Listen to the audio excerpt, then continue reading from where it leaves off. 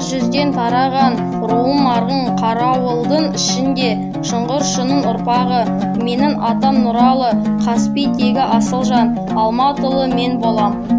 Ұрпақтың білмейміз, әлі күнге көбіміз, және бізге беймәлім біздің аты тегіміз.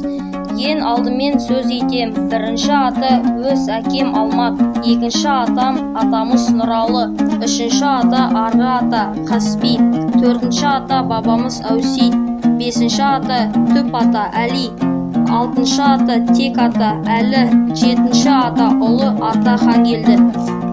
Жеті атасын білмеген жетесіз дейді қазағым, жетесіз болма балам деп жеті аталарын үйреткен аташыма мың алғыс.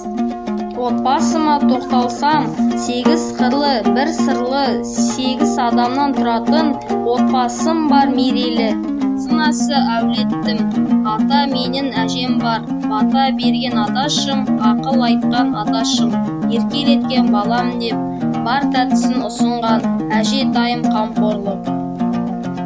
Өмірге алып келген, өсіріп бағып келген анашым, аппақ айым, әкем күн жарық берген, қос бәйтерегім, әкешім мен анашым. Артымнан еріп келген бауырларым, қол қанаттарым, Амирхан іні шегім, Асыл мен Аишадай қарындастарым бар менің. Отбасымыз өнерлі, десем артық кетпеймін, әкемнің қолымнан келмейтін жоқ менің. Өз қолымнан жасайды бұйымдарды кез келген. Шебер әке атына лайлық дерем әкемді. Да құр емес, саусағынан бал тамған. Аспаз десем болады, қуантуға біздерді. Дәмділерді дайындауға дайын тұрар әрқашан. Қарындасым асылым, өнерге өзі тым жақын. Мың бұралып бибилер, әнде салар әсемдеп. Шегім Амирхан, қарындасым Аиша, кішкентай ғана болса да өнерге бар ұмтылыс. Әнді айтыр қосылып, биді жақсы көреді. Ал өзіме тоқтасам, ау демейтін қазақ жоқ, әнде салып қоямын. Сыныбыммен белсенді іс-шараға қатысам, бейде билей аламын.